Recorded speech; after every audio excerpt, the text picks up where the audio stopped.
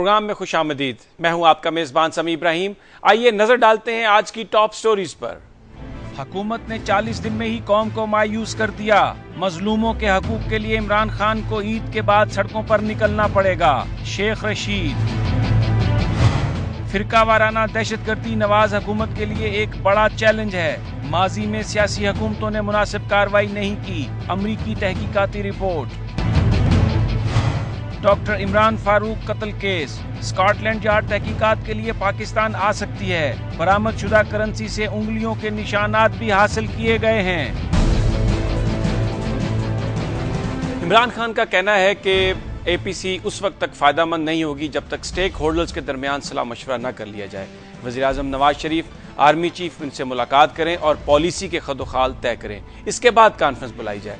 دوسری جانب یہ بھی کنفرم ہے کہ بھارت کے ساتھ بیک ڈور ڈپلومیسی شروع کر دی گئی ہے۔ کچھ لوگوں کا خیال ہے کہ بھارت سے تعلقات دہشت گردی کے حل سے جڑے ہوئے ہیں۔ جس طرح ٹریک 2 ڈپلومیسی ضروری ہے، اسی طرح دہشت گردی کے خلاف پالیسی بنانا بھی ضروری ہے۔ اب اگر اندرونی محاذ پر دیکھیں تو گڈ گورننس، بلدیاتی انتخابات کا انعقاد اور انرجی کرائسس حکومت کے لیے بڑے چیلنجز ہیں۔ بلدیاتی انتخابات کے لیے سندھ اور پنجاب میں حلقہ بندیوں کے نام پر سپریم کورٹ سے وقت مانگا گیا ہے اور بلدیاتی انتخابات غیر جماعتی بنیادوں پر کرائے جانے کی باتیں بھی کی جا رہی ہیں۔ عام آدمی ساری صورتحال سے پریشان ہے۔ سول سوسائٹی کے ایکٹیوسٹ یہ کہہ رہے ہیں کہ حکومتی اقدامات مایوسی کو ختم کرنے کے لیے کافی نہیں ہے۔ یہ ساری صورتحال قوم کو کس طرف لے جا رہی ہے، آج ہم بات کریں گے عوامی مسلم لیگ کے سربراہ جناب شیخ رشید احمد سے۔ السلام علیکم شیخ صاحب۔ وعلیکم السلام۔ شیخ صاحب، یہ بیان فرمائیے کہ جو مینڈیٹ ملا اس حکومت کو وہ تو اس لیے تھا کہ مہنگائی بھی ختم ہوگی اور انرجی کا کرائسس بھی ختم ہوگا۔ ابھی تو کوئی صورت نظر نہیں آ رہی ایسی کہ یہ سب ٹھیک ہو جائے۔ سمجھ نہیں آتی موجودہ حکومت میں اتنے بھولے تو نہیں ہیں۔ ہیلی کاپٹروں پہ جا کے سستے بازار کا سروے کر رہے ہیں، 45 گاڑیوں پہ۔ اتنے بے وقوف میں نے نہیں دیکھا تھا یہ کبھی ہوں گے کہ 104 روپے کا آج ڈالر ہے جی، میں نے عمرے پہ جانے کے لیے پوچھا ہے اور 103.5 پہ وہ رعایت دینے کے لیے تیار ہے۔ یعنی دوسرے لفظوں میں یہ حوالہ جو ہے 105 اور 106 کا ہو جائے گا، اور یہ اس کا مطلب ہے انہوں نے ڈی ویلیو کی ہے کرنسی، اور یہ ڈی ویلیو کرنسی کی ہے اپنا تو انہوں نے فائدہ ہی سوچا ہوگا۔ ان کے اکاؤنٹ ہی باہر ہیں، مارا گیا غریب جنہوں نے ان کو ووٹ دیے ہیں، اور دودھ مہنگا ہوگا اور بجلی مہنگا ہوگی اور آئل مہنگا ہوگا، اور اصل مسئلہ جو انہوں نے توانائی کا اٹھایا جناب، یہ قوم کو یہ تو بتائیں کہ یہ 500 ارب روپیہ آئی پی پیز کے کس آدمی کو کتنا پیسہ دیا ہے۔ کیا قوم جو ٹیکس دیتی ہے وہ یہ حق نہیں رکھتی کہ یہ پوچھے کہ منشا کو کتنا گیا ہے اور کنشا کو کتنا گیا ہے اور غنشا کو کتنا گیا ہے؟ بتائیں، یہ 500 ارب روپیہ 362 بانٹ دیے ہیں، 120 دینے جا رہے ہیں۔ یہ آپ کس کو کس آڈٹ کے تحت کیا سروے ہوا، کیا ان کا پیمانہ تھا، انہوں نے کس سے لی، یہ جو آئل لیا انہوں نے، کیا شرح تھی، کیا مسئلے تھے، یار قوم کو بتائیں۔ اور ظلم یہ ہے کہ انفلیشن 1 مہینے کے اندر 9% بڑھی ہے، 1 مہینے کے اندر 9% بڑھی ہے، اور یہ سستے بازار ہیلی کاپٹروں پہ دیکھنے جا رہے ہیں۔ یہ ہیلی کاپٹر کی بھی پیمنٹ میں نہیں کر دی ہے، یہ جو 42 گاڑیوں پہ جا رہے ہیں یہ بھی ہم نہیں دینے ہیں پیسے۔ ان کو سمجھ نہیں آئی، یہ تیار نہیں تھے، مسالہ زیادہ لگ گیا، یہ آروز نے مسالہ زیادہ لگ گیا، یہ اقتدار کے عام جلدی پک گئے اور 42 دنوں میں خراب ہونا شروع ہو گئے ہیں۔ ان کو سمجھ آنی چاہیے کہ ملک کے لوگ جس بحران سے گزر رہے ہیں وہ جینے کا حق مانگ رہے ہیں، وہ کوئی عیاشیوں کی صورتحال نہیں مانگ رہے، وہ جینے کا حق مانگ رہے ہیں۔ اور معاشرہ اتنا تباہ ہو گیا، اتنی کرپشن، معاشی کرپشن پھیل گئی ہے کہ اس ملک میں جتنی معاشی کرپشن پھیل رہی ہے اس کی بڑی وجہ بھی اکانومی کا ڈیزاسٹر ہے۔ اور یہ جب میں کہتا تھا مت لگاؤ یہ جی ایس ٹی، یہ 50 ارب روپے آپ کو ویسے کسی مد سے مل سکتے ہیں، ان کی بضد تھی کیونکہ آئی ایم ایف سے قرضہ لینا تھا۔ انہوں نے کہا جی دنیا ادھر کی ادھر ہو جائے گی، جی ایس ٹی نہیں ختم ہوگی، 1% لے لیں، اب 1% کی جی ایس ٹی۔ 19% لوگوں نے جن کے پاس این ٹی ایم نہیں ہے ان سے 19% اٹھا رہے ہیں، اور جن کے پاس ہے ان سے 17% کر رہے ہیں۔ ہمارا تو سپریم کورٹ کہہ رہی ہے مختلف مقدمات کی تحقیقات کے حوالے سے اور جو مختلف اداروں میں حکومت نے تقرریاں کی ہیں اس کے حوالے سے سپریم کورٹ یہ کہہ رہی ہے کہ موجودہ حکمرانوں کا رویہ ماضی کے حکمرانوں سے کوئی زیادہ مختلف نہیں ہے۔ کوئی شک نہیں، حکمران سارے ایک جیسے ہوتے ہیں۔ چیف جسٹس صاحب کو یہ بہت پرانی بات سمجھ ہے کہ اقتدار سارے ایک جیسے ہوتے ہیں، عوام ہوتی ہے گنے کے بیلنے میں دینے کے لیے۔ اب دیکھیں توانائی بورڈ میں جو وزیر تھا بجلی کا وہ نہیں گیا، ان کی اپنی اولاد گئی ہے، اور لوگ جو یہ شک کر رہے ہیں، یہ افواہیں پھیلا رہے ہیں کہ یہ جو توانائی کا نئے کام شروع کر رہے ہیں یہ ان کی اولادیں کرنے جا رہی ہیں اور منشا صاحب اس میں پارٹنر ہیں۔ یہ باتیں جب قوم میں پھیلیں گی تو اس کا کیا ری ایکشن ہوگا؟ یہ نندی پور کا اتنے 100 بلین کا جو فراڈ ہو رہا ہے، اس فراڈ کی تحقیقات کے لیے بھی اسی وزیر کو 3 دن کی مہلت دی ہے جو وزیر سارے اس کام میں ملوث ہے۔ اور ان کے چہرے تو 40 دن میں مسخ ہو گئے، ان کا 40واں سیاسی ہو گیا جی، ان کی سیاسی امیج کا 40واں ہو گیا ہے۔ 40 دن کی یہ صورتحال ہے، اگلے 60 دن آپ دیکھ لیں گے۔ ان کو سمجھ نہیں آ رہی کہ یہ ملک کیسے ٹھیک ہو سکتا ہے، کیا حالات ہیں امن و امان کے۔ آپ دیکھیں نا، اسلام آباد جیسے علاقے سے یہاں سبزی منڈی سے لوگوں نے باتہ لینا شروع کر دیا ہے۔ لوگ پنڈی میں آتے ہیں، کہتے ہیں جی ہماری آواز اٹھاؤ ٹی وی پہ، ہم 30 روپے کا ہم جگہ ٹیکس دیتے تھے 60 ہو گئے ہیں، 2-2 لاکھ روپے ایک ایک تھانے کو مل رہا ہے پنڈی میں، کس طرح چلے گا یہ؟ اچھا شیخ صاحب، یہ دہشت گردی کے خلاف جو پالیسی کے حوالے سے بھی بات ہوئی تھی پہلے کہ کانفرنس ہوگی، پھر وہ ملتوی کر دی گئی۔ اب عمران خان صاحب کی یہ سٹیٹمنٹ آئی ہے کہ آل پارٹیز کانفرنس سے پہلے ایک مشاورت ہونی چاہیے جس میں وہ ہوں، وزیر اعظم ہوں اور جنرل اشفاق پرویز کیانی، اور اس کے بعد پھر آل پارٹیز کانفرنس ہو۔ دیکھیں عمران خان صاحب نے جو یہ بات کی ہے کہ عمران خان اور نواز شریف اور چیف آف آرمی سٹاف مل بیٹھے، میرا خیال ہے یہ بے وزنی سی بات ہے۔ سٹیک ہولڈروں سے بات ہونی چاہیے۔ سٹیک ہولڈر یہ 3 نہیں ہیں، سٹیک ہولڈر اس طرف ہیں جنہوں نے اسلحہ اٹھایا ہوا ہے یا فوج ہے، اور یہ اے پی سی کی کانفرنس اس لیے ضروری تھی۔ پہلے تو انہوں نے ملبہ نواز شریف صاحب، ان کی پارٹی نے عمران خان پہ ڈال دیا، پھر عمران خان کی ایک ایسی تصویر جاری کر دی سارے پاکستان میں جس میں کچھ بھی نہیں تھا، یہ کہا جی کہ اے پی سی کو چھوڑ گئے عیاشیوں کے لیے چلے گئے۔ اس کا میرا خیال ہے پی ٹی آئی کو منہ توڑ جواب دینا چاہیے تھا۔ نارمل تصویر تھی، کچھ بھی نہیں تھا اس میں، سب بکواس ہے۔ اور اے پی سی ہونی چاہیے، اے پی سی میں قوم کا ایک یکجا ایجنڈا ہونا چاہیے۔ باقی یہ کہنا کہ ہم 3 بیٹھے اور اس میں سے حل نکل آئے گا، جب تک طالبان اس میٹنگ کا حصہ نہیں بنیں گے، طالبان سے مذاکرات نہیں ہوں گے، یہ فضول ہوگی۔ یہ ایسی ہوگی جیسے فضل الرحمان کی میٹنگ ہوگی، یہ ایسی ہوگی جیسے گیلانی نے بلائی تھی، یہ ایسی ہوگی، اس کا کوئی بھی حل نہیں نکلے گا، لیکن ایک امیج ضرور جائے گا کہ قوم دہشت گردی کے مسئلے میں کٹھی ہے۔ یہ کہنا جناب علی کہ عمران خان صاحب یا نواز شریف صاحب اور فوج پہلے ملے میٹنگ سے، میں سمجھتا ہوں وہ میٹنگ کا امیج جوس ہی سارا نکل جائے گا اور ڈیفیوز ہو جائے گی۔ میں اس بات کا اچھا شیخ صاحب، کچھ لوگوں کا یہ خیال ہے کہ دہشت گردی کے خلاف پالیسی بنانے میں تو حکومت جو ہے زیادہ ہمیں ایکٹیو نظر نہیں آتی، لیکن انڈیا کے ساتھ جو تعلقات بہتر بنانے ہیں اس میں بہت زیادہ جو ہے وہ ہم تیزی دیکھنے میں آ رہی ہے۔ سر جی، ایک شخص کی حکومت ہے، باقی سب جمعہ جنج کے ساتھ ہیں، یہ سارے کی اجتماع ہوتے جا رہے ہیں۔ دیکھیں انڈیا کے ساتھ آپ کو، اب میں تاریخ دہرانا نہیں چاہتا، اجمل قصاب کے ایڈریس، گھر کا ایڈریس کس نے دیا تھا، اور خود انڈیا نے جو کہا ہے اب کہ یہ ہم نے جان بوجھ کر حملہ کروایا، اس پر حکومت کا کوئی تبصرہ نہیں آیا۔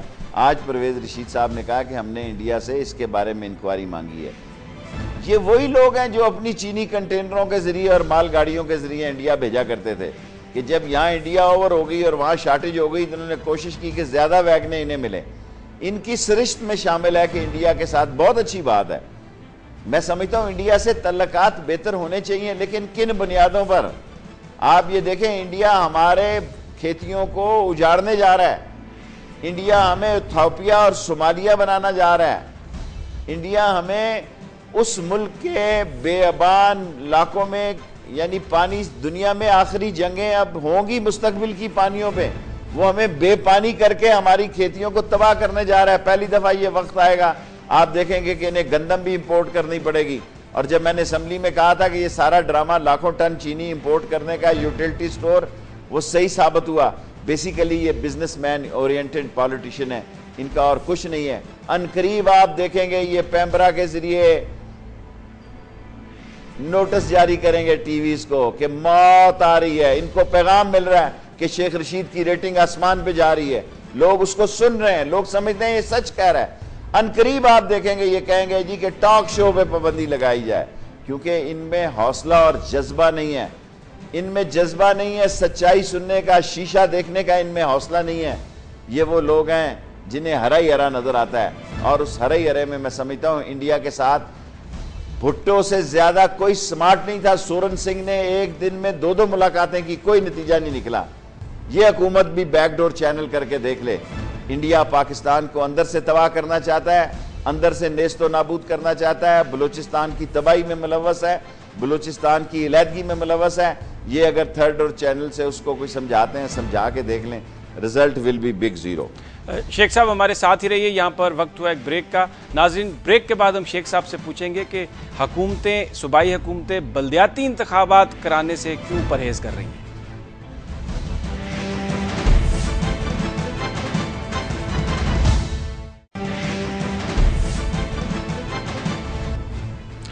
Welcome back. ہم بات کر رہے ہیں عوامی مسلم لیگ کے سربراہ شیخ رشید احمد سے. شیخ صاحب, یہ بیان کیجیے گا کہ اب حکومت نے یہ بھی کہا ہے کہ وہ پرائیویٹائزیشن کرے گی. 19-20 کمپنیز ایسی ہیں جن کو فوری طور پر پرائیویٹائز کیا جائے گا. کچھ لوگوں کا یہ کہنا ہے کہ یہ جو سٹیل مل کا بھی جو ماحول ہے یہ بھی اسی لیے بنایا گیا ہے کہ نجکاری جلدی کر دی جائے اور جو یہ ساری اشیاء ہیں یہ اپنے دوستوں میں بانٹ دی جائیں. دیکھیں جی, ریلوے چل نہیں رہی, 1 لاکھ ملازم ہے اس کا. پی آئی اے 37 جہاز میں سے 18 کھڑے ہیں اور 37,000 یا 40,000 اس کے ملازم ہیں ایک جہاز پہ. اس کو کون لے گا جی؟ جتنے پیسے نہیں ہوں گے اتنے لیبرز کو دینے. سٹیل مل آپ دیکھیں ان کا کیا جاتا ہے, انہوں نے اپنی کالونی کی بجلی بحال کر لی ہے. مل کی بجلی بے شک بحال نہ ہو, جہنم میں جائے مل. فیکٹری چلے نہ چلے, مزدور کے گھر کی بجلی بحال ہو گئی ہے 25-30 کروڑ دے کے, وہ فیکٹری نہیں چل رہی, NICL نہیں چل رہا, ریلوے نہیں چل رہی. اس ملک میں 18ویں 19ویں 20ویں ترمیم نے پاکستان کے 12 اداروں کو تباہ کر دیا. صوبوں کے پاس یہاں تک پیسے ہیں, یہاں تک صوبے لگے ہوئے عیاشیوں میں. مزے کرو, موٹر وے چلاؤ, بسیں چلاؤ, خنجراب جاؤ, ٹرین چلاؤ, اور بابا ملک چلاؤ. بے روزگاری کا طوفان ہے, فیصل آباد چیخ رہا ہے, فیصل آباد میں عذاب ہے آج کے دن بھی. لوگ اس لیے معاشی طور پر بے ایمانی, چوری, لٹیری, کرپشن اور زنا اس ملک میں عام ہو رہا ہے کہ لوگوں کے پاس کھانے کے پیسے نہیں ہیں. کہاں جائیں لوگ؟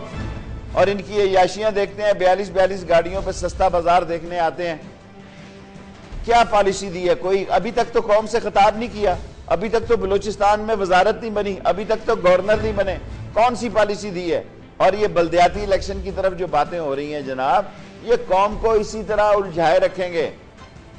لیکن میں نے جو بات نواز شریف صاحب کے سامنے کی تھی کہ یہ اپنے بوجھ تلے دبتے جا رہے ہیں, 40 دن میں ان کا سیاسی 40واں ہو رہا ہے. اتنی جلدی تو لوگ میتوں کو نہیں بھولتے جتنی جلدی انہوں نے محبتوں کو بھول دیا ہے. لوگوں نے محبتوں کو بھول دیا کہ کس چاہ کے ساتھ انہوں نے ان کو ووٹ دیے ہیں. لوگ چیخ رہے ہیں, چلا رہے ہیں کہ یار کیا کریں, بجلی کا بل دیتے ہیں تو گھر کا کرایہ نہیں, گھر کا کرایہ دیتے ہیں تو بچوں کی فیس نہیں, بچوں کا فیس دیں تو چولہا نہیں جلتا. اب نیا فیشن اس ملک میں چل گیا, میری طرح موٹے تگڑے لوگ جو ہے وہ ڈائٹنگ میں چلے گئے. یہ بہانہ کر رہے ہیں, پیسے نہیں ہیں ان کے پاس دوپہر کی روٹی کھانے. شیخ صاحب, آپ نے بلدیاتی الیکشن کے حوالے سے بھی بات کی, تو ایسا لگ رہا ہے کہ جیسے یہ بلدیاتی الیکشن کرانا ہی نہیں چاہتے, اور اگر کرانا بھی چاہتے ہیں تو اس طرح کا غیر جماعتی بنیادوں پر, اور اس میں بھی جو اختیارات ہیں وہ سارے کے سارے بیوروکریسی کو دینا چاہتے ہیں. یہ کسی کو اختیار دے ہی نہیں سکتے. اگر ان کے اس دور میں کوئی با اختیار وزیر ہے تو اس کا نام مجھے بتائیں. جو حکومت بجلی کے معاہدے کرنے کے لیے اپنے بیٹوں کو اور منشا کو لے کے جاتی ہے, وزیر بجلی کو نہیں لے کے جاتی. جو حکومت معذرت کے ساتھ بریفنگ میں اپنے اور اپنے بھائی کے علاوہ کسی دوسرے کو نہیں بٹھاتے, کیا اس ملک میں 2 ہی عقل مند ہیں یا 2 ہی وفادار ہیں؟ باقی سب قوم گنگو تیلی بیٹھی ہوئی ہے. ان کے مزاج میں شامل ہے. یہ کسی سے عذرائے تعفن تو مشورہ لیتے ہیں, فیصلہ بدلنے کے لیے یا اپنی مدد کے لیے نہیں لیتے. اور یہ کہتے تھے جناب ہم امریکن پالیسی بدلیں گے, بدلیں. یہ کہتے تھے کشکول توڑ دیں گے, توڑیں. یہ کہتے تھے غریب سکھ کی نیند سوئے گا, غریب سکھ کی نیند سو رہا ہے. دودھ کی نہریں بہ رہی ہیں, جائیں ذرا سڑکوں میں, سستے بازار بھی چلے جائیں, سستے بازار میں چلے جائیں, پوچھیں جا کے ٹماٹر کا کیا بھاؤ ہے. اور 104 روپیہ جو ڈالر کیا ہے, اور جو IMF کی شرائط پہ آپ قرضہ لے رہے ہیں, اتنا گندا بجٹ پاکستان کی 65 سالہ تاریخ میں کبھی پیش نہیں ہوا. جو اسحاق ڈار صاحب نے پیش کر کے اس قوم کی کفن میں چھرا تو نہیں 7 انچی کی کیل ٹھونک دی ہے کہ غریب پھنسا رہے اسی میں اچھلا رہے.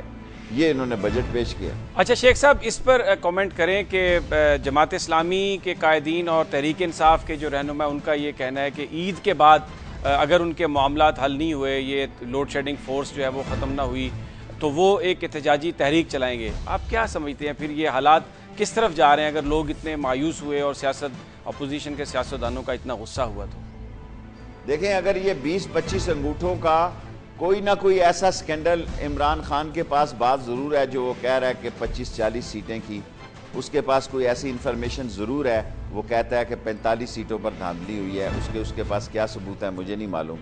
جو میری بات چیت میں نے اندازہ لگایا ہے کہ وہ عید کے بعد نکلنا چاہتا ہے, اس نے ٹائم دیا ہے کہ اگر وہ باہر نکلا میں باہر نکلوں گا, اگر کوئی بھی باہر نہ نکلا میں نکلوں گا. جی ظلم ہو رہا ہے, میں نے تو وزیر اعظم نہیں بننا, کیا غریب کے لیے کوئی نہیں نکلے گا؟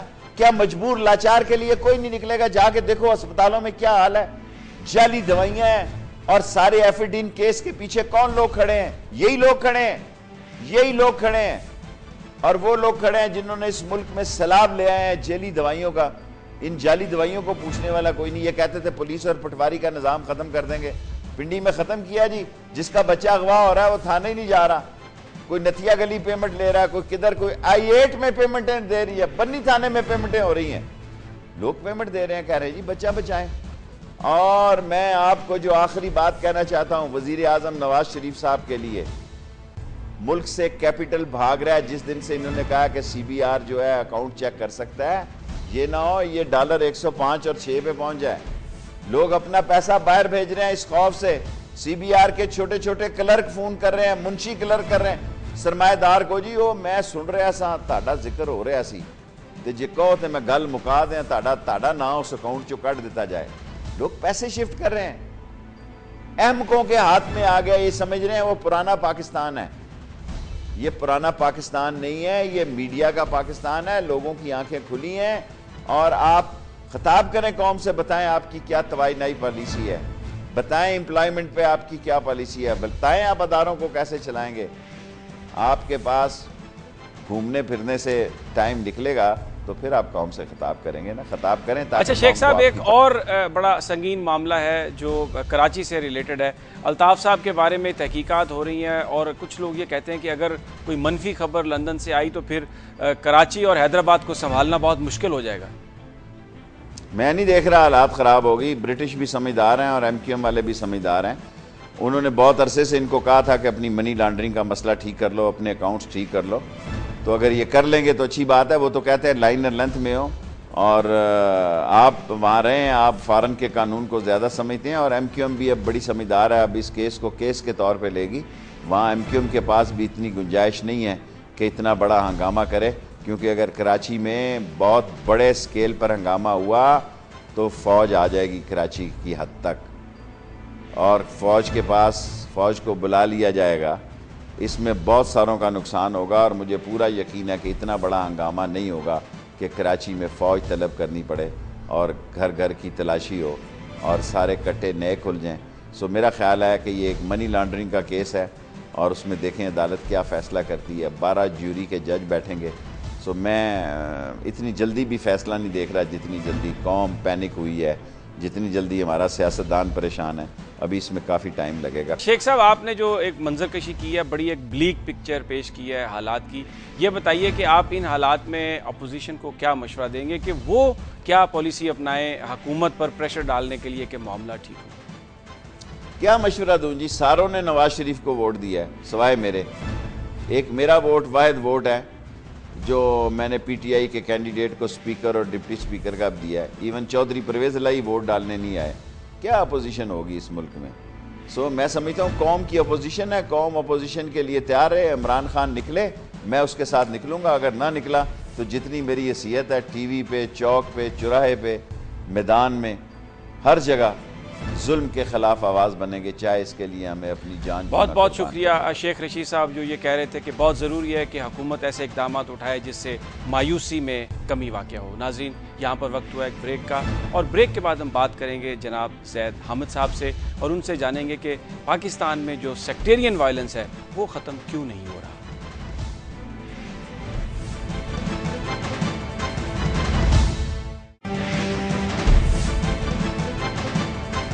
موجودہ حکومت کو ورثے میں ملنے والے مسائل میں دہشت گردی ایک سب سے بڑا مسئلہ ہے۔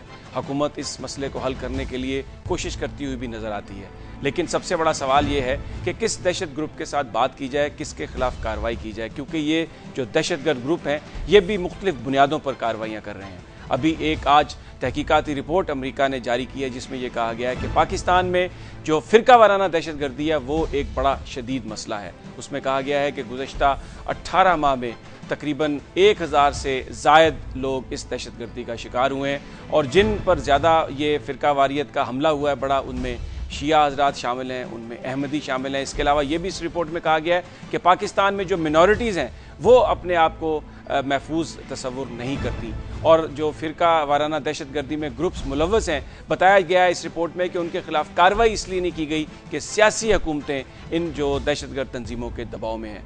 کس طرح پاکستان اس سے چھٹکارا حاصل کر سکتا ہے اور کیا صورتحال گراؤنڈ پر ہے، یہ جاننے کے لیے آج ہم بات کریں گے جناب زید حامد سے، جو ہمارے ساتھ موجود ہیں اسلام آباد میں۔ السلام علیکم زید صاحب۔ جی وعلیکم السلام سر۔ زید صاحب، یہ ایک رپورٹ بھی ہے، لیکن ہم دیکھتے بھی ہیں کہ جو فرقہ واریت ہے، یہ دہشت گردی بہت زیادہ بڑھ گئی ہے۔ کوئٹہ میں ہم دیکھتے ہیں ہزارہ کمیونٹی مسلسل ٹارگٹ ہے، کراچی میں بھی شیعہ حضرات اس کے ٹارگٹ ہیں۔ کیا وجہ ہے ہماری حکومتیں کیوں نہیں اس کے خلاف کوئی فیصلہ کن اقدام کر سکیں؟ سمی، یہ بات اچھی طرح ذہن میں رکھیے گا کہ جب جنگ مذہب کے نام پر ہوتی ہے تو اس کو کچلنے کے لیے ریاست وقت کے پاس ریلیجس مورل ہائی گراؤنڈ ضروری ہوتا ہے، ان کے پاس بھی مذہبی اقدار، مذہبی قوت، مذہبی طاقت ہونا ضروری ہے۔ ایک جنگ جو مذہب کے نام پہ لڑی جائے اس کو آپ لبرل، سیکولر، انلائٹنڈ ماڈریشن کے ساتھ نہیں لڑ سکتے۔ پاکستان میں جو بہت بڑی جنگ، جو دو ایکسس اس کے ہیں کہ جو مذہب کے نام پر ریاست کے خلاف لڑے جا رہے ہیں، ایک تحریک طالبان پاکستان ہے جو اپنے آپ کو، جو شریعت میں جن کو خوارج کہا جاتا ہے، جو خوارج ہیں، خارجی ہیں، دین کو استعمال کر کے مسلمانوں کو قتل اور ذبح کرتے ہیں، اور اس میں دوسرا گروہ جو ان کی ذیلی شاخ ہے، جو ان سے وابستہ ہے، وہ لشکر جھنگوی ہے، جو شیعہ سنی کے بنیاد کے اوپر پاکستان میں خورریز فرقہ وارانہ قتل عام کروا رہی ہے۔ اسی طرح اہل تشیع میں بھی ایک سپاہ محمد کے نام سے ایک جماعت ہے کہ جو سنیوں کو قتل کرتی ہے سیاہ اور سنیوں کے نام کے اوپر۔ بات یہ ہے کہ ریاست اس لیے ناکام ہے کہ پاکستان کی تمام سیاسی جماعتیں اگر آپ دیکھیں تو وہ بذات خود قومیت اور لسانیت پر تقسیم ہے۔ کوئی پشتونوں کی نمائندگی کر رہی ہے، کوئی اردو سپیکنگ کی کر رہی ہے، کوئی بلوچوں کی نمائندگی کر رہی ہے۔ خود یہ نواز شریف کے بارے میں تو اب بڑا واضح نظر آ رہا ہے کہ ان کا انفلوئنس بھی پنجابی سب نیشنلزم کی طرف زیادہ ہے۔ یہ ملک کے اپنے آپ کو وزیر اعظم تصور نہیں کرتے۔ اسی طرح جو مذہبی جماعتیں ہماری ہیں وہ تمام کی تمام، چاہے وہ ایم اے کی آپ ہر جماعت کو اٹھا کے دیکھ لیں، وہ صرف اپنے مسلک اور فرقے کی نمائندگی کرتی ہیں۔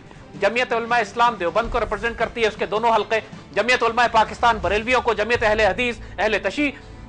اور بدنصیبی یہ ہے ہماری امت کی، علامہ اقبال رو پڑے تھے، خون کے آنسو آپ کے نکل آئے تھے اس بات کے اوپر کہ یوں تو تم سید بھی ہو، مرزا بھی ہو، افغان بھی ہو، تم سبھی کچھ ہو، بتاؤ تو صحیح تم مسلمان بھی ہو؟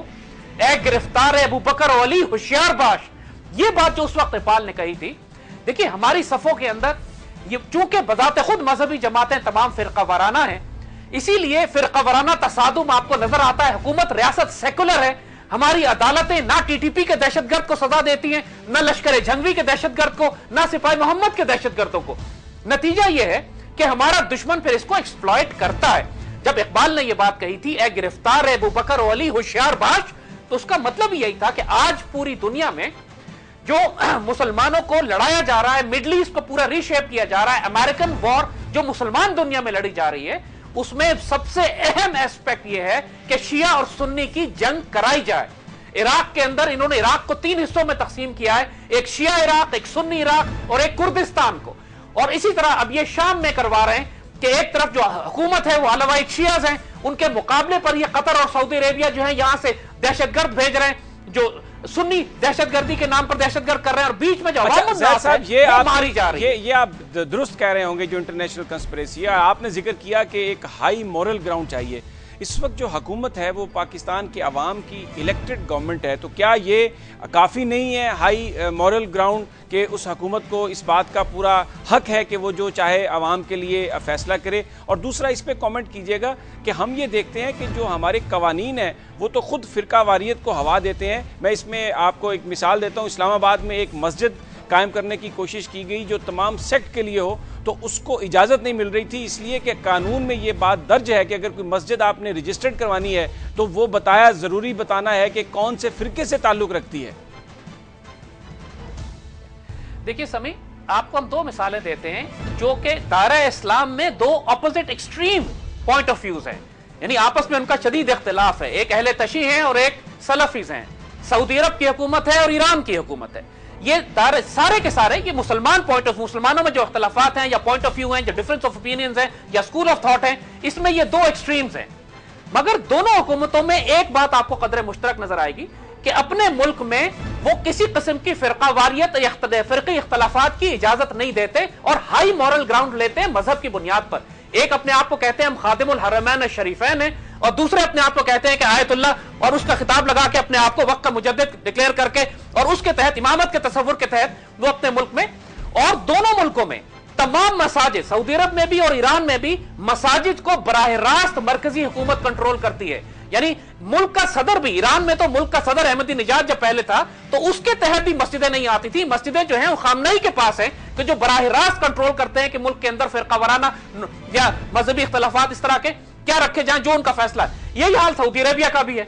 تو پاکستان میں جو حکومتیں ہیں بنیادی طور پر چاہے وہ مینڈیٹ لے کر آئیں, قانون سیکولر ہے ان کا, اینگلو سیکسن لا کی جوڈیشری 1860 میں انگریز کا بنایا ہوا آپ نظام چلاتے ہیں. نواز شریف کی حکومت بنیادی طور پر یہ پارٹی ہمارا جو کانسٹیٹیوشن ہے اس میں تو یہ کہا گیا ہے کہ اسلامی جمہوریہ پاکستان ہے, اور اس میں کوئی بھی قانون ایسا نہیں جو قرآن سے متصادم ہو. میری جان, سارے یہ لکھا ہوا کانسٹیٹیوشن میں ہے لیکن سارے قوانین قرآن سے متصادم ہیں. یہی تو المیہ ہے ہمارا, یہی تو منافقت ہے کہ ہماری تمام تر پاکستان میں اکنامک سسٹم سود اور ربا پہ ہے, جو اللہ اس کے رسول سے اعلان جنگ کر رہا ہے. اللہ اس کے رسول صلی اللہ علیہ وسلم نے فرمایا کہ شریعت اور قرآن کا لا نافذ کرو, یہاں ہم نے انگریز کا اینگلو سیکسن لا نافذ کیا ہوا ہے. یہاں پر حکم ہے کہ اپنا عمل شرائعت کے ساتھ کرو اور ایمان اور تقوی کی بنیاد پر جو بہترین شخص ہوتا ہے اس کو, جو آرٹیکل 62 اور 63 میں لکھا ہے, اس کو ملک کا سربراہ بناؤ. ہمارے سارے NRO کے دھلے ہوئے ناپاک پلیت لوگ آئین کو پیروں تلے رونتے ہوئے ان کو حکمران بنایا جاتا ہے. نہیں لیکن زید صاحب, یہ جو آپ جو شریعت پہ مبنی جس اقتصادی نظام کی آپ بات کرتے ہیں, کیا ہم پوری دنیا سے آئسولیشن میں تو نہیں جا سکتے؟ جو عرب سٹیٹس ہیں وہ بھی اسی نظام کے تحت چلتی ہیں, جو بینکنگ کا سسٹم ہے, جو اقتصادی نظام ہے. کیا ہم ایک علیحدہ جزیرہ بنا لیں؟ دیکھو سمی, یہ آرگومنٹ نہیں ہے. آرگومنٹ یہ نہیں ہے کہ ہم علیحدہ جزیرہ بنا لیں. سوال یہ ہے کہ جب آپ نے کانسٹیٹیوشن میں یہ بات لکھی ہے کہ قرآن و سنت سپریم لا ہوگا تو اس کی طرف چلنے کی کوشش تو کریں نا. آپ یہ اگر آپ پہلے ہی ہتھیار ڈال دیتے ہیں کہ ہم نے سود اور ربا کے نظام میں رہنا ہے, ہر وقت ہم نے اللہ اس کے رسول کے ساتھ حالت جنگ میں ہی رہنا ہے, اب ہم کیا کریں, ہم نے جنگ ہی کرنی ہے, تو اس سے بہتر ہے پاکستان پر کیوں بنایا تھا؟ 10, 15, 20 لاکھ افراد کی قربانی کیوں دی تھی؟ 50 لاکھ مسلمانوں کو ہجرت کیوں کروائی تھی؟ ہندوؤں سے الگ کیوں ہوئے تھے؟ ہمارے بزرگوں نے قرارداد مقاصد پھر کیوں پیش کی تھی؟ ہمارے کانسٹیٹیوشن نے پھر یہ کیوں لکھا ہے قرآن و سنت سپریم لا ہوگا؟ میں آپ کو انٹرپٹ کرتا ہوں یہاں پہ. جو قرارداد مقاصد جو ہے یہ تو پاکستان بننے کے 3 سال کے بعد, 2 سال کے بعد منظور کی گئی. وہ قرارداد مقاصد تو وہ ہوتی ہے جو کسی ملک کو بنانے سے پہلے بنائی جائے. یہ تو ملک پہلے بن گیا اور یہ کیسا ہونا ہے یہ تو لوگوں نے بعد میں طے کیا, کیونکہ قائد اعظم تو ایک سیکولر پاکستان کی بات کر رہے تھے. جس پاکستان کا آپ نے ذکر کیا ہے اس پاکستان کا تو انہوں نے تو کہیں نہیں کہا کہ وہ اس طرح کا پاکستان چاہتے ہیں. سمی, یہاں پر ہم آپ سے اختلاف کریں گے اور بڑی شدت کے ساتھ کریں گے. قائد اعظم کی سینکڑوں بلکہ ہزاروں تقاریر اور تحریر اویلیبل ہیں. مجھے ایک لفظ ایک مرتبہ دکھا دیں کہ قائد اعظم نے کہا کہ پاکستان کو سیکولر ریاست بنائیں گے, اور میں آپ کو 250 تقریریں دکھا دوں گا جن میں کہتے ہیں کہ پاکستان کا آئین و دستور قرآن و سنت کی بنیاد پر ہوگا. پاکستان بنانا پہلے ایک سیاسی تحریک تھی. پاکستان کا مطلب کیا؟ لا الہ الا اللہ ایک تحریک پاکستان کا نعرہ تھا. آپ مسلم لیگ میں شمولیت کا وہ فارم پڑھ لیں جس کی بنیاد پر آپ مسلم لیگ میں شامل ہوتے تھے. 1940 کی قرارداد پڑھ لیں, اس کے اندر تمام جگہ کے اوپر خاص طور پہ مسلم لیگ کا ممبر نہیں بن سکتے تھے جب تک آپ یہ قسم نہ کھائیں کہ آپ اسلامی نظریاتی نظام کے نفاذ اور قیام کے لیے مسلم لیگ کا ساتھ دے رہے ہیں۔ پاکستان بننے کے بعد قائد اعظم نے پہلا کام کیا تھا، محمد اسد جو لیوپولڈ ویسٹ جرمن کنورٹ تھے، ڈپارٹمنٹ آف اسلامک ریکنسٹرکشن بنایا۔ دیکھیں ہر کام کا ایک وقت ہوتا ہے، پہلا کام تھا ہمارا پاکستان بنانا، اس کے بعد اس پاکستان کی تکمیل کرنی تھی۔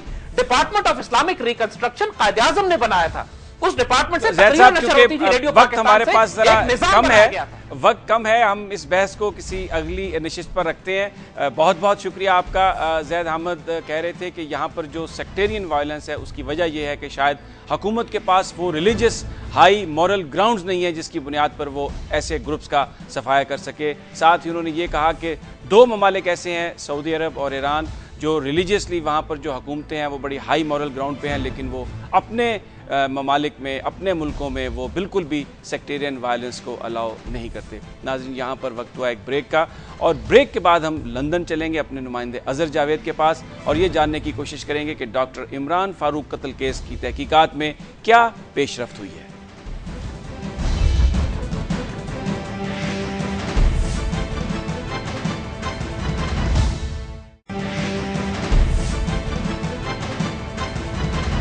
لندن میں ڈاکٹر عمران فاروق قتل کیس کے حوالے سے ہونے والی جو تحقیقات ہیں اس سے بھی پاکستان میں ایک بڑی تشویش کی لہر ہے۔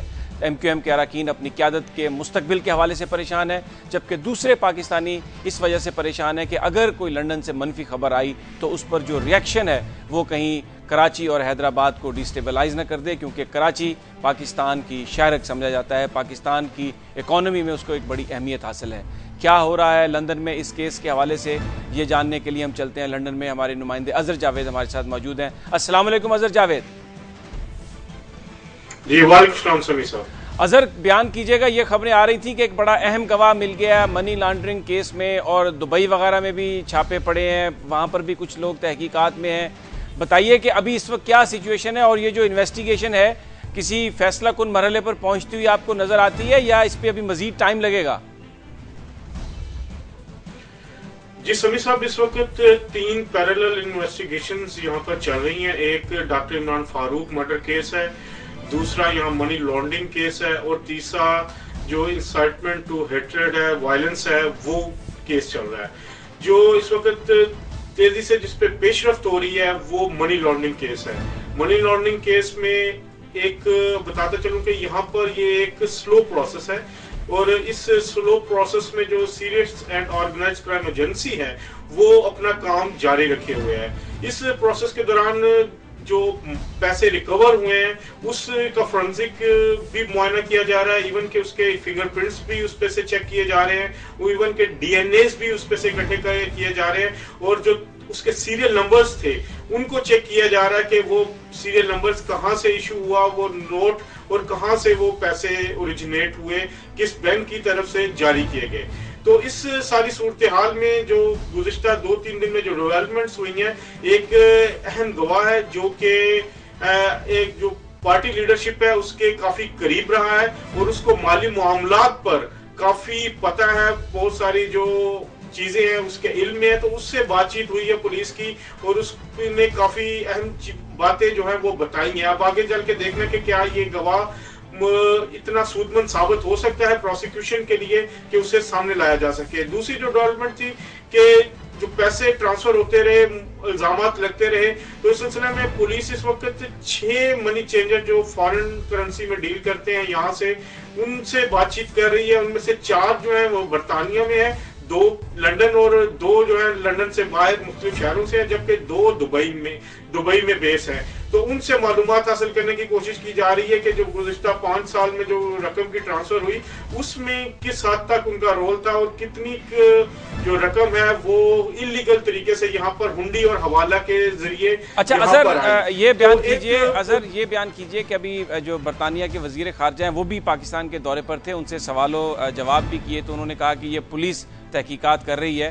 یہ جو چھاپوں کا سلسلہ ہے، یہ چیکنگ اور انویسٹیگیشن دبئی تک آئی، یہ بتائیے کیا اس بات کا بھی کوئی امکان ہے کہ برطانیہ کی کوئی انویسٹیگیشن ٹیم پاکستان بھی آ کر تحقیقات کرے، کچھ لوگوں کو شامل تفتیش کرے؟ آپ کو فارن آفس کے سورسز کیا بتا رہے ہیں؟ کیا یہ جو حالیہ دورہ تھا ولیم ہیگ کا، اس میں کوئی اس حوالے سے دونوں حکومتوں کے درمیان تعاون کے حوالے سے بات ہوئی ہوگی؟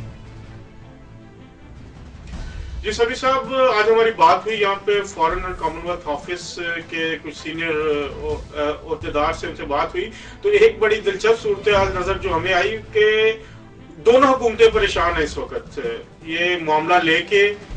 इस सारे मामले से यहाँ पर बरतानवी हुकूमत भी परेशान है कि इससे किस तरह निपटा जाए, जबकि दूसरी तरफ पाकिस्तानी हुकूमत भी परेशान है कि इस मामले को कैसे निपटा जाए। जैसा कि आपने पहले कहा अपने इंट्रो में कि कराची और हैदराबाद की सिचुएशन पर फर्क पड़ सकता है, लेकिन एक बात दोनों हुकूमतों में तय हुई इस दौरे के दौरान कि दोनों करीबी ताउन जो है वो इस मामले पे रखेंगे और तीनों जो केसेस हैं उन पर बहुत करीबी जो ताउन है उस पे इत्तेफाक हुआ है। जो हमारे जो फॉरेन ऑफिस के सोर्सेज हैं उन्होंने कहा कि इस मामले का बाकायदा डिस्कस किया गया है, क्योंकि बरतानवी हुकूमत पे बहुत ज्यादा प्रेशर रहा है पिछले दिनों। जो अवामी राय है यहाँ पर जो कंप्लेंट्स आई हैं, हजारों की तादाद में वो कंप्लेंट्स हैं, बरतानवी हुकूमत वो प्रेशर अभी तक उसको बर्दाश्त नहीं कर पा रही।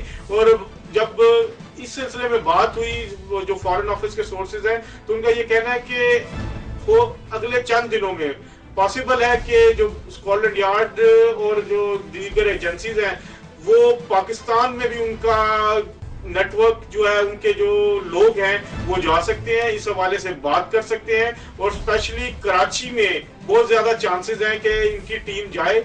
ऑलरेडी जो यहाँ पर पाकिस्तान में जो ब्रिटिश हाई कमीशन है यहाँ पर बरतानवी पुलिस स्कॉटलैंड यार्ड के कुछ एहलकार तैनात होते हैं जो मुख्तलिफ केसेस को देख रहे होते हैं। तो उम्मीद ये की जा रही है, जो हमें सोर्सेज ये बता रहे हैं कि अगले चंद दिनों में यहाँ से स्कॉटलैंड यार्ड से भी कुछ ऑफिसर्स वहां पर जा सकते हैं और इस सिलसिले में तहकीकात कर सकते हैं। अच्छा अजहर, ये बताइए, एक खबरें आई थी, आपका कमेंट चाहूंगा इस पे कि कोई 2 लड़के भी पकड़े गए थे, साउथ अफ्रीका से आए थे, फिर उसको हुकूमत पाकिस्तान ने डिनाई भी किया था। अब कुछ खबरें इस तरह की भी आ रही हैं कि शायद अगर कोई टीम बरतानिया की यहाँ पर आए तो वो जो पकड़े गए हैं उन तक भी एक्सेस दे दी जाए। आपने कुछ इस हवाले से सुना वहां पे? जी सभी साहब, बहुत पहले हमने ये खबर यहाँ पर दुनिया टीवी पे भी हमने ब्रेक की थी, अखबार में भी हमारे आई थी। और इसके अलावा जो बरतानवी पुलिस, मेट्रोपॉलिटन पुलिस के जो आला अहदेदार है ना वो ऑन रिकॉर्ड तस्लीम कर चुके हैं कि उन्हें पता है कि 2 लोग पाकिस्तान में पकड़े गए हैं।